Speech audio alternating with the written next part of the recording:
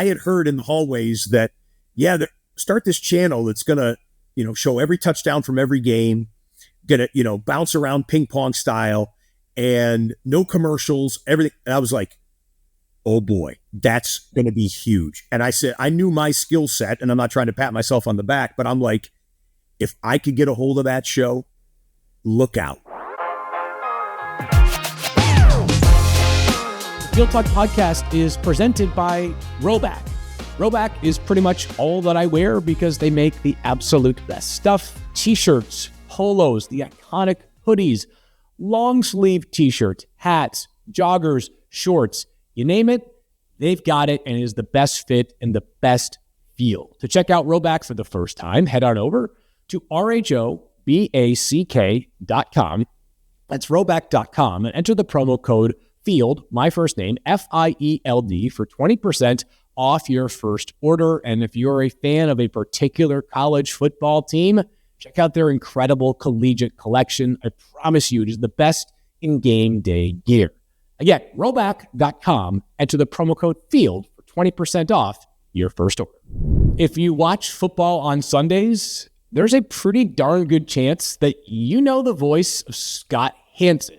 He has been with NFL's Redzone since its inception back in 2009. This is the 16th season of NFL Redzone, and Scott has been there for all the iconic moments along the way. It has completely morphed the way in which many of us watch football on Sundays. But how did Scott Hanson become the voice that so many of us associate with those glorious 18 Sundays during the NFL's regular season? On today's Field Talk podcast, we are joined by not just the host of Redzone, but one of the kindest, most sincere and thoughtful and certainly energetic people that you will come across in all of the world of football. Here is Scott Hanson. 20 minutes of commercial-free podcasting starts now. Give or take a few minutes, but I am on with the one and only Scott Hanson, who much of America knows as the host of NFL's Redzone. It is the way to watch football on Sundays during the regular season. But Scott, I've gotten to know you personally, and it's an honor to have you on here in the Field Talk podcast. How are you, my friend? I'm doing well, Field. Great to see you. Great to be with you. Great to have Ball back.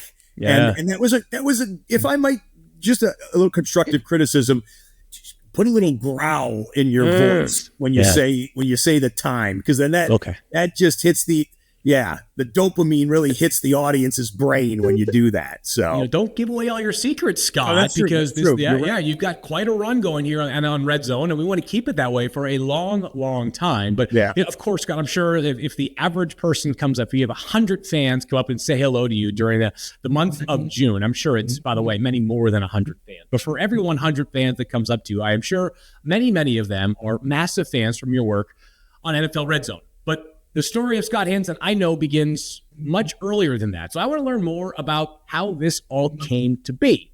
One of the earliest things that I know about your career, Scott, is that you played football at Syracuse, the Mighty Orange, as a long snapper. But where did it all start? When did your football love begin? Well, just in case you wanted a sample, I happened to bring my own tools to the party here. BYOB, right? Bring your own beer football. I snapped back in the day when it was a 15-yard long snap. They've tightened it. But we would go 15 yards, and if you could get it back in 0.7 or 0.8 or 0.7 seconds, you were snapping with some pretty good pace. I occasionally would dip down into the 0.7, but the problem was I'm 5'11", and I was 200 and nothing back in the day. So that was before the nose guard can't touch the center snapper days, and I would get deposited back into the punter sometimes on the punt protection. But I did. I love the game. I hope that comes across in my television career, and I love the game so much that when I went to Syracuse for my broadcasting education, I said, I love the game. I'm probably a Division III talent, but I want to walk on and try and make my way on a big major Division 1A school. And a 4-day tryout turned into 4 years on campus and 4 bowl games, 4-0 in those bowl games, by the way. Yeah. And Syracuse is, going through its ups and downs these days in football, but we were top 10 in the country my senior year. That was great. largely due to your contributions. Do not correct me if that is incorrect, Scott. You mentioned you hoped your love for football sort of pops off the screen. I can confirm that it certainly does. Anybody that watches Redzone can confirm as much. But I've talked to several people on this podcast, Scott, many of them former players who got into broadcasting, not exactly by accident, but just because it was a natural path after their playing career. Yeah. You mentioned going to Syracuse, one of the top communication schools in the entire country and journalism schools in the entire country. Was the idea always in your mind to one day end up on TV talking about football? Yeah, 100%.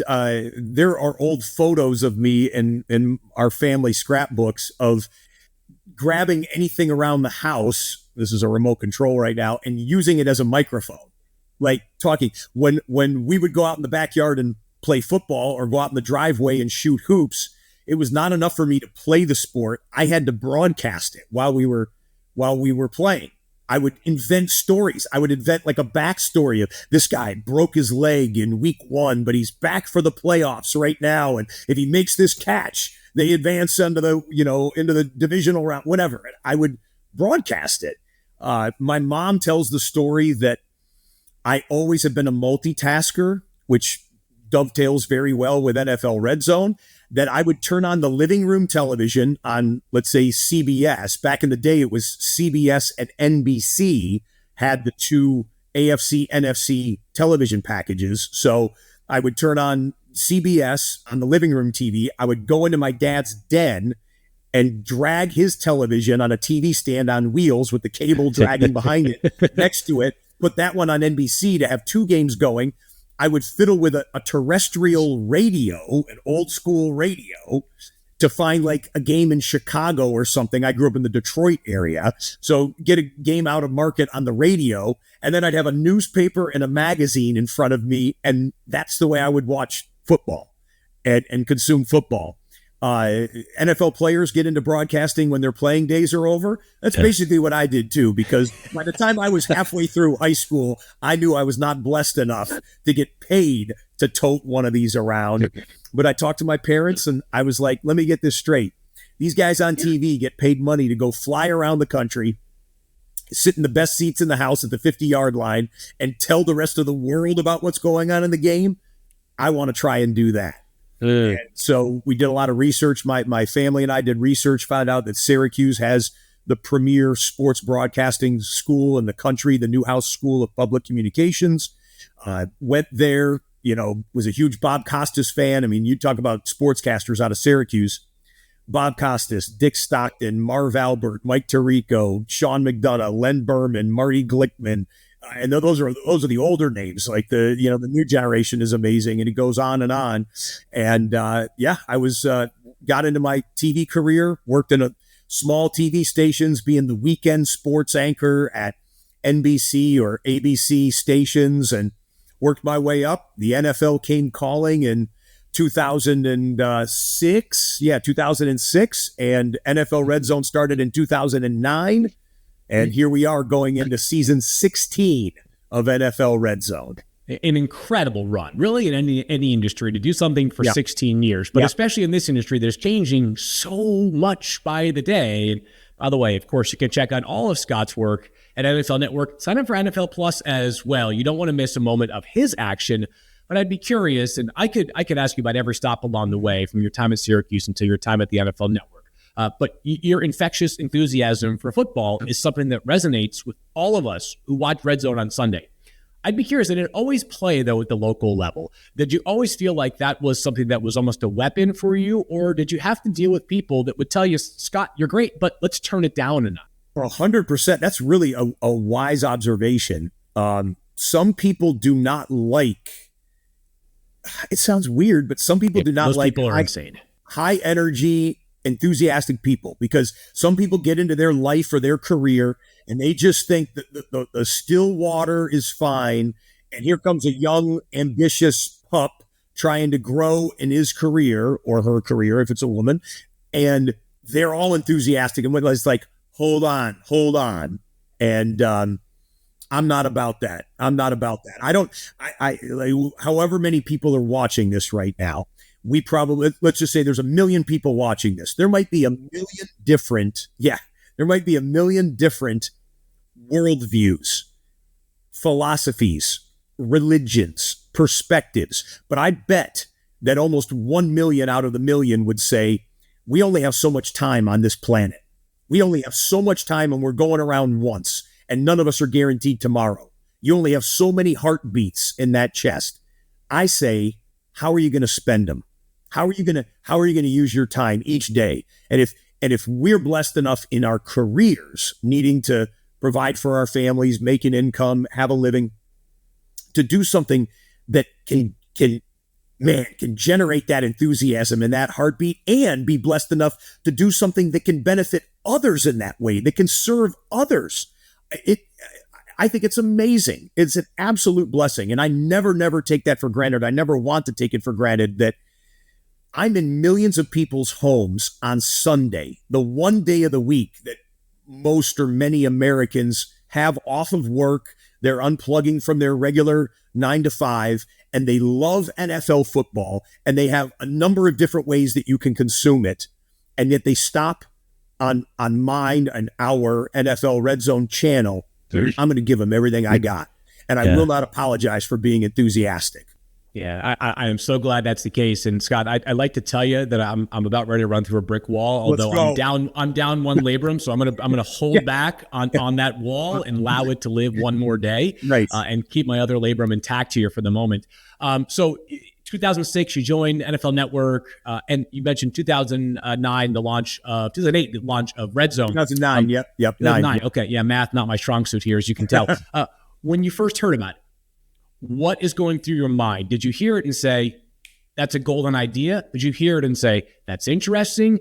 Did you have skepticism? What were your initial thoughts when you were told the pitch about Redzone? Yeah, so I heard about it in the summer of 2009. I was already employed at NFL Media, which I'm speaking to you from the headquarters here. It looks like I'm in the witness protection program, I realize, but I am at NFL Media headquarters. I had heard in the hallways that, start this channel that's going to, show every touchdown from every game, going to, bounce around ping pong style, and no commercials, everything. And I was like, oh boy, that's going to be huge. And I said, I knew my skill set, and I'm not trying to pat myself on the back, but I'm like, if I could get a hold of that show, look out. And so I went after it hard. I called up the talent coordinator, a guy named Jamie Heeman. He's no longer here, but at the time, and I'm like, Jamie, is it true we're starting this NFL Redzone? Yep. I said, who do you got to host it? He's like, well, we're looking at some people. I said, is my name on the list? He goes, yeah, your name's on the list. So we did an audition, and the audition was crazy. That's a whole other story. If you want to hear it, I can tell you or not. But did an audition, and I ended up winning the audition, got the role. And then the next thing in my mind field was this. When we came on for the first episode, Sunday, week 1 of the 2009 season, I was nervous, and I was only nervous, not because I didn't think the show would be great. I thought the show was going to be awesome, and I thought I could handle the job. I was nervous, Field, because I said, this is going to be such a big success that whatever I say on the first on camera in the first episode is going to live for the 10th anniversary, the 20th anniversary, the 50th anniversary, just like every 10 years, Sports Center at ESPN will rewind the George LeGrand welcoming you to the very first episode of the ESPN Sport Center. And that's the way he said it back then. And I'm like, so whatever you say, Scott, on this first on camera is going to live forever. Don't choke it. And so I was nervous, and I came on camera, and this exists on YouTube. I came on camera. I said, hi, everyone, and welcome to NFL Redzone. I'm Scott Hanson. You're watching the first moments of the channel that we hope will change the way you watch football forever. Called your shot. Yeah. Called my shot. Yeah. Stood at home plate and said, let's go. And there's not a day or a week that goes by, Field, when a fan doesn't come up to me or hit me up on social media and say, you changed the way I watch football. And that's gratifying, and it's also a heck of a responsibility, quite frankly. Yeah, and it's the truth as well, because count me amongst one of the millions upon millions of people who has had their life changed by the impact that you bring every single Sunday. You mentioned it, and you said, I can ask about it, so I'm going to take the liberty to do so. I want to hear about this audition. So what happens within this audition that eventually leads to getting the job? Yeah, I mean, you're in television, the average audition and all of my previous jobs, anytime I would actually audition for something, you would fly in, let's say Denver, the NBC station in Denver wanted to look at you for the weekend sports anchor job. You'd fly out there, you'd do face-to-face interviews, and then they do an audition where they would put you up on set and have one of their co-anchors do some crosstalk with you, but it lasts like 5 minutes, right? They just want to see how you look on camera, how you sound on camera. Can you do some ad-lib banter with the co-anchors? And then you're done, 5 minutes. Because stamina is the name of the game on NFL Redzone. Here's how they set up the audition. You're the solo host, so you got to captain the ship, by yourself. And it was in the middle of the summer. There were no NFL games going on. They took a random Sunday from the 2008 season. They took like 8 games, random games. They queued up all of the videotapes to the kickoff. And they hit play on 8 different machines at 8 different times on 8 different monitors and said, talk. And they did this field for 5 hours. So we did it for the early window, the 3-hour game, right? Yep. Then they wanted to see how you handled the transition from the early window to the late window. Then they wanted to see how you could handle that. 5 hours. I was ad-libbing, I had no live scores or anything because this was an old week, and I could only remember some things. I didn't have live rosters in front of me. I'm calling it as best I can. I'm doing it. I'm flop sweating through the suit that I was wearing. I mean, I was going as fast as I can. I was trying to keep my enthusiasm up, trying to do a good job. So I ended the audition about 5 hours. And I was like, well, I either got the job or I just set my career back probably a decade because I didn't have any feel for how I really did. So time goes by, about a week or two. They auditioned several people. I was told they auditioned several people that way. And I was a roving reporter for the NFL, so I was back on the road and training camps had just begun. And I think I was at Dallas Cowboys training camp, and I get a call in my hotel room, and it's the executive producer at NFL Network, and Eric Weinberger is his name, and Eric hit me up and said, Scott, just want you to know that we want to offer you the hosting role of NFL Redzone. And I'm like, oh, Eric, you're not going to regret this. This is awesome. I'm going to crush it for you. I said, so you watched the 5-hour audition? And he said, Scott, I watched the first 5 minutes of it and I knew you were my guy. And I remember replying, oh, thanks. That's great. But I remember thinking in my head, then why in the you have me do 5 hours, ruin a perfectly good suit, think in my head that I had just totally screwed up my career. But all's well that ends well, and here we are 16 years later. Yeah, 16 years later, and there are so many things about Redzone that have become iconic, I think, in large part due to you. Maybe what most football fans would agree upon is the witching hour, right? So it's that concluding time of the 1 p.m. games that leads into the often very notable 4 p.m. games. For those that don't know how the NFL schedule sausage is made, there is usually at least one game that's not being played at 4 p.m. because it's a West Coast game. It's because it's the Chiefs and the Cowboys or something being played at 3:25 locally.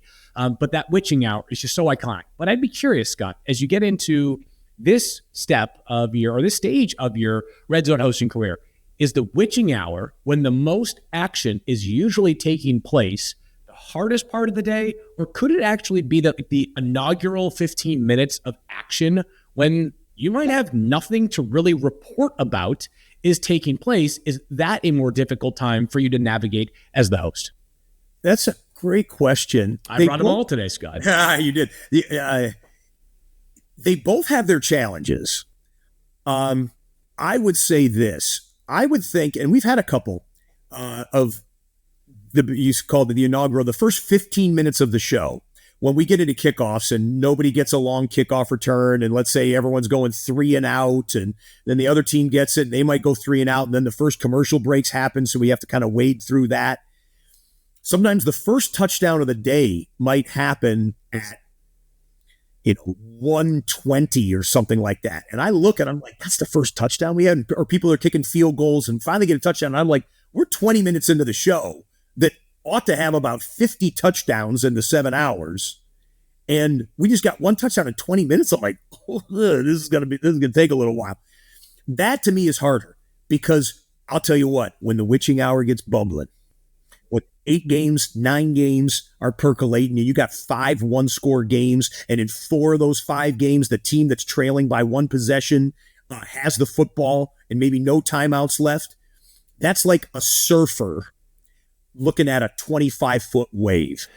Like, yeah, that would crush a mere mortal. But I want to go out and I want to ride nose first into it. I want to ride that wave.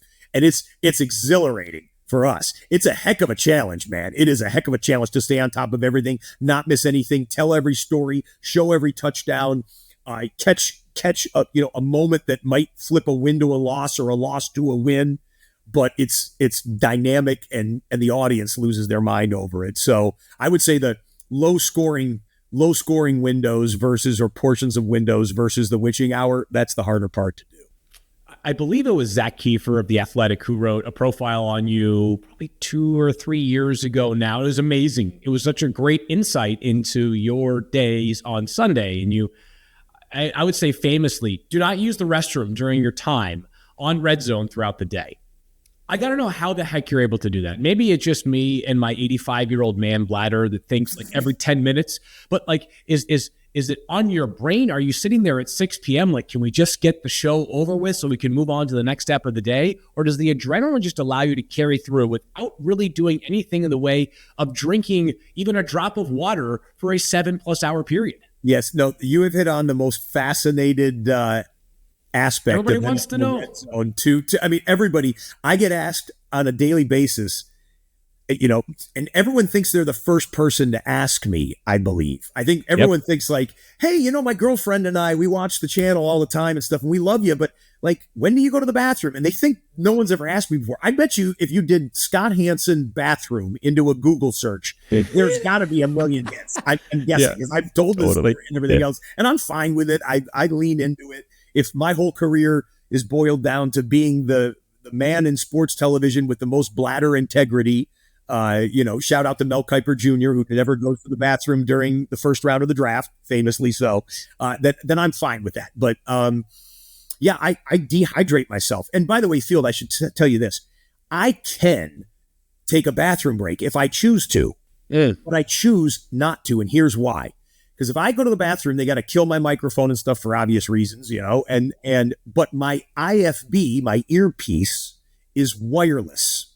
So I'll still be able to hear the games in my ear. And I am convinced that if I break my streak of more than a decade of never taking a bathroom break during the entire 7-hour episode, I am convinced I will hear Jim Nantz or somebody go, and that might be the greatest touchdown in NFL history. And I'll be danged if I'm going to be caught, finishing and coming back, running into the studio going, I just missed it. So I don't. I dehydrate myself. I use the bathroom right before, when you all are watching the countdown clock, we've got the countdown clock. When that countdown clock hits 5 minutes, and you're watching, listening to the old NFL Films music, I'm in the men's room, handling my business because we don't pull the car over for the next 7 hours. So, and then I just focus on the football. And here's the weirder thing. And people think I like talking about this. I like talking about it because people want to know about it. My bladder is so trained now, Field, that when I finish the show and I say, we leave you as we always do with one more look at every touchdown from every game, and the touchdown montage rolls, I take off my microphone, I pop out my earpiece, I go back to wardrobe, I change out of my suit, I take my makeup off, I get in my car, I drive back home. I go back home, I pop open a beverage, I order some food, I turn on Sunday Night Football. And I'm telling you, sometimes it'll be the end of the first quarter or halftime of the Sunday night game before I go, oh yeah, I got to go to the bathroom. I'm not joking. It's crazy. Last thing about that is I had a surgeon come up to me one time, or a guy who identified himself as a surgeon. Yeah. And he said, Scott, is it true you don't go to the bathroom? I go, yeah, it's true, doc. And he goes, well, I'm a surgeon and I do brain surgery or whatever it was. And he goes, don't let people tell you it's unhealthy. Your bladder is a muscle. And if you've trained it and you don't have any pain or anything like that, it will, he goes, I scrub into the OR for a surgery that lasts 7-8 hours, And I can go to the bathroom, but then I have to scrub back in. He goes, I don't like doing that. So I hold it, and it's no problem. Don't let anyone tell you it's unhealthy for you. I said, Doc, I'm going to tell that story to other people who ask me. So that's the whole clip unloaded on the bathroom right there. That is gold. And it's just tremendous. And you now have the strongest bladder in the history of humankind. But Scott, I guess as I used it earlier, your infectious enthusiasm for football stands out every single Sunday. I know you are a very busy man every day, including the day that we are having this conversation right now. So I just want to thank you, not just for making time here on the Field Talk podcast, Scott, but for being somebody that has brought so many positive memories to so many football fans' lives. People often ask, could another sport pick up Redzone and make it work in some capacity? We'll see, but I don't want people to overlook that there is something very innate to NFL Redzone, which is the presence of Scott Hanson. Thank you for joining us, my friend. I appreciate you immensely. Phil, I appreciate it. Get that wing right soon, and I'll working on it. I'll see you guys on Sunday. Can't wait. All right. That was a pinch me moment for myself because Scott Hanson is somebody that I do know personally, but every time I talk to him, I just think how fortunate we are as football fans to have him in our lives. A big thank you once again to Robacks for making the Field Talk podcast happen. And of course, if you want more editions of the Field Talk podcast, head on over to wherever you get your podcasts and make sure that you subscribe to the show. And if you're inclined, give us a rating and a review. We want your honesty. We want your feedback. But Roback, thank you for making it all go. Head on over to roback.com. That's RHOBACK.com for all the incredible gear with the best fit and the best feel. While Scott works in football, I do think there is a transferable life lesson, which is that if you love what you do, it's never going to feel like a single day of work. I loved hearing his story about how he got the job for NFL Redzone, and candidly, after hearing how it all came together, I feel like Scott was the man made for the job the moment that he was born. Until the next Field Talk podcast, I'm Field Yates. We'll talk to you soon.